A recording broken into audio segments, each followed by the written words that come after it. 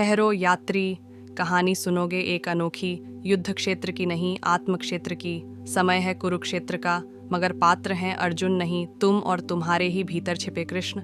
युद्ध है धर्म और संदेह के बीच, ज्ञान और भय के बीच। हथियार नहीं है धनुष बाण, बल्कि शब्द और विचार। शंखनाद नहीं हुआ है, परंतु तुम्हारे हृदय की धड़कन ही संग्राम का बिगुल बजा रही है। क्षितिज पर उगते सूरज की किरणें तुम पर पड़ती हैं, और एक आवाज गूंजती है तुम्हारे ही भीतर से, मानो कोई प्राचीन वीणा झंकार कर रही हो। क्या हुआ हे वीर, क्यों थम गए हो इस रणभूमि के बीच? सुनकर चौंके तुम, परंतु आवाज फिर बोली, डरो मत, मैं तुम्हारा ही अंश हूँ, तुम्हारी आत्मा का कृष्ण। मैं यहाँ तुम्हें रास्ता दिखाने आया हूँ, इस अंधेरे युद्ध से निकलने का मार्ग बताने आया हूँ। इस तरह प्रारंभ होती है एक रहस्यमय यात्रा, जहाँ तुम कुरुक्षेत्र के धूल धूसरित मैदानों पर नहीं, बल्कि अपनी ही आत्मा के उजाड़ इलाकों में भटकते हो। कृष्ण तुम्हारा साथी है, हर संदेह में उत्तर, हर भय में सहारा।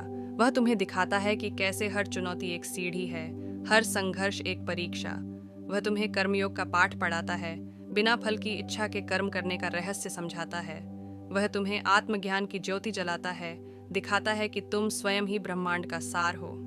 यात्रा कठिन है, मोह माया के जाल रास्ते में बिछे हैं। क्रोध का गरजता सागर, लोभ का चिपचिपा दलदल, अहंकार का अभेद्य दुर्ग, हर कदम पर एक परीक्षा। परंतु कृष्ण का मार्गदर्शन तुम्हारा हौसला बनाए रखता है। वह तुम्हें सिखाता है कि संघर्ष से डरना नहीं चाहिए, बल्कि उसका सामना करना चाहिए। वह तुम्हें दिखाता है कि मन की शांति ही असली विजय है, और करुणा का दीप ही अंधकार को मिटा सकता है। इस आत्मिक युद्ध के अंत में क्या इंतजार कर रहा है? मोक्ष का द्वार, जहाँ संदेह का नाश होता है और आत्मज्ञान का प्रकाश खिलता है। वहाँ तुम पाओगे अपने आप को पूर्ण और निष्कलंक। वहाँ तुम जानोगे कि तुम ही कृष्ण हो और कृष्ण ही तुम हो। तो यात्री, क्या तुम तैयार हो इस रहस्यमय यात्रा पर जाने के लिए?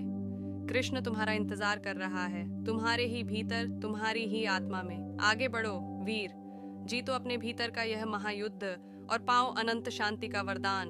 अब तुम आगे बढ़ो, इस कहानी को अपने जीवन में उतारो। हर चुनौती को अवसर बनाओ, हर संघर्ष से सीखो। याद रखो, कृष्ण तुम्हारे साथ है, हर कदम पर, हर सांस में। तो आगे बढ़ो वीर, जीतो अपने भीतर का महायुद्ध और पाओ मोक्ष का वरदान। आज हम बात करेंगे कि क्या भगवत गीता की 10 अनूठी सीख जो आपको सीखनी चाहिए। जी हाँ, भगवत गीता एक ऐसा ग्रंथ है जो जीवन के हर पहलू पर ज्ञान और मार्गदर्शन प्रदान करता है। इसमें 18 अध्याय और 700 श्लोक हैं। इन श्लोकों में कृष्ण ने अर्जुन को जीवन के अनेक रहस्यों को बताया है। तो चलिए शुरू करते हैं। 1. जीवन एक संघर्ष है, आंतरिक और बाहरी दोनों स्तरों पर। आंतरिक रूप से हम अपने डर, कमजोरियों और लालच से संघर्ष करते हैं। बाहरी रूप से हम दुनिया की चुनौतियों और कठिनाइयों से संघर्ष करते हैं। गीता हमें सिखाती है कि संघर्ष से नहीं डरना चाहिए। ये एक अवसर है कि हम अपने आप को और अपने मूल्यों को विकसित करें। जब हम संघर्ष का सामना करते हैं तो हम अपने भीतर की ताकत को खोजते हैं। हम अपने डर का सामना करते हैं और उन्हें दूर करते हैं। हम अपने लक्ष्यों के प्रति दृढ़ संकल्प होते हैं और उन्हें प्राप्त करने के लिए कड़ी मेहनत करते हैं। तो याद रखें, जीवन एक संघर्ष है, लेकिन यह एक ऐसा संघर्ष है जिसे हम जीत सकते हैं। यह एक ऐसा युद्ध है जो हमारे भीतर और बाहर दोनों जगह लड़ा जाता है। आंतरिक रूप से हम अपने डर, कमजोरियों और लालच से लड़ते हैं। हम अपने जीवन के अर्थ और उद्देश्य को खोजने के लिए लड़ते हैं।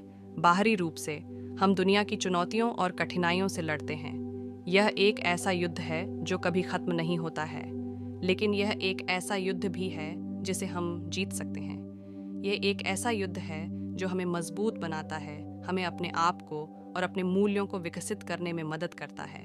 यह एक ऐसा युद्ध है जो हमें अपने भीतर की शक्ति को खोजने में मदद करता है। तो तैयार हो जाइए योद्धा, जीवन के इस महायुद्ध में शामिल हों और विजयी बने। 2. संघर्ष से डरना नहीं चाहिए। यह एक सरल वाक्य है, लेकिन इसमें बहुत गहरा अर्थ छिपा है। संघर्ष से डरना, इसका मतलब है कि हम अपने आप पर विश्वास नहीं करते हैं। यह मानना कि हम किसी भी चुनौती का सामना करने के लिए पर्याप्त मजबूत नहीं हैं। लेकिन यह याद रखना महत्वपूर्ण है कि संघर्ष हमें मजबूत बनाता है। यह हमें अपने डर का सामना करने और उन्हें दूर करने में मदद करता है। यह हमें अपने लक्ष्यों को प्राप्त करने के लिए प्रेरित करता है। तो जब अगली बार आप किसी संघर्ष का सामना करें तो उसे डर की नज़र से न देखें, इसे एक अवसर के रूप में देखें, एक अवसर अपने आप को बेहतर बनाने का। 3. कर्मयोग का अभ्यास करें। कर्मयोग का अर्थ है कर्म के माध्यम से योग। यह एक ऐसी दर्शन है जो हमें सिखाती है कि हमें अपने कार्यों को ईश्वर के प्रति समर्पित करना चाहिए। जब हम कर्मयोग का अभ्यास करते हैं तो हम अपने कार्यों के परिणामों के बारे में चिंता किए बिना अपने कर्तव्यों को पूरी निष्ठा और समर्पण के साथ करते हैं। कर्मयोग का अभ्यास करने के कई लाभ हैं। ये हमें कई चीज़ों में मदद कर सकता है, अपने आप को और अपने मूल्यों को विकसित करना। कर्मयोग हमें अपने कार्यों के माध्यम से अपने आप को और अपने मूल्यों को विकसित करने में मदद करता है। यह हमें अपने डर का सामना करने, अपने लक्ष्यों को प्राप्त करने और एक बेहतर इंसान बनने के लिए प्रेरित करता है। शांति और सद्भाव प्राप्त करना। कर्मयोग हमें शांति और सद्भाव प्राप्त करने में मदद करता है। यह हमें अपने कार्यों के परिणामों के बारे में चिंता करने से रोकता है और हमें वर्तमान क्षण में रहने में मदद करता है। मोक्ष प्राप्त करना। कर्मयोग हमें मोक्ष प्राप्त करने में मदद कर सकता है। मोक्ष एक ऐसी अवस्था है जिसमें हम सांसारिक दुखों से मुक्त हो जाते हैं। कर्मयोग हमें अपने कार्यों के माध्यम से ईश्वर के साथ एकता प्राप्त करने में मदद करता है। कर्मयोग का अभ्यास करने के कुछ तरीके हैं। अपने सभी कार्यों को ईश्वर के प्रति समर्पित करें। अपने कार्यों के परिणामों के बारे में चिंता न करें। अपने कार्यों को पूरी निष्ठा और समर्पण के साथ करें। कर्मयोग एक शक्तिशाली साधन है जो हमें अपने जीवन में सफल होने में मदद कर सकता है। 4. कर्मफल को त्याग दें। कर्मफल से मुक्त हो जाओ। अपने कार्यों के परिणामों के बारे में चिंता करना छोड़ दो। अपने कार्यों को निष्काम भाव से करो। अपने कार्यों के प्रति समर्पण बढ़ता है। चिंता और तनाव कम होता है। शांति और सद्भाव प्राप्त होता है। जीवन में सफलता मिलती है। एक छात्र यदि अपने परीक्षा परिणामों के बारे में अधिक चिंतित रहता है तो उसे परीक्षा में अच्छा प्रदर्शन करने में कठिनाई हो सकती है। लेकिन यदि वह परीक्षा परिणामों के बारे में चिंता करना छोड़ देता है और अपना पूरा ध्यान परीक्षा में देने पर केंद्रित करता है तो उसे बेहतर परिणाम मिल सकते हैं। एक कर्मचारी यदि अपने वेतन वृद्धि के बारे में अधिक चिंतित रहता है तो उसे अपने काम पर ध्यान केंद्रित करने में कठिनाई हो सकती है। लेकिन यदि वह वेतन वृद्धि के बारे में चिंता करना छोड़ देता है और अपना पूरा ध्यान अपने काम पर देने पर केंद्रित करता है तो उसे बेहतर प्रदर्शन करने और वेतन वृद्धि पाने की अधिक संभावना हो सकती है।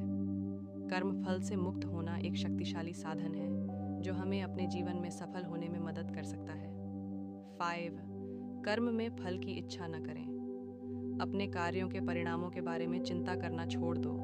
अपने कार्यों को निष्काम भाव से करो।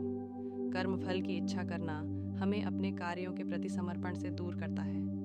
यह हमें चिंता और तनाव से भर देता है। यह हमें जीवन में सफल होने से रोक सकता है। कर्म फल की इच्छा न करना एक महत्वपूर्ण आध्यात्मिक सिद्धांत है।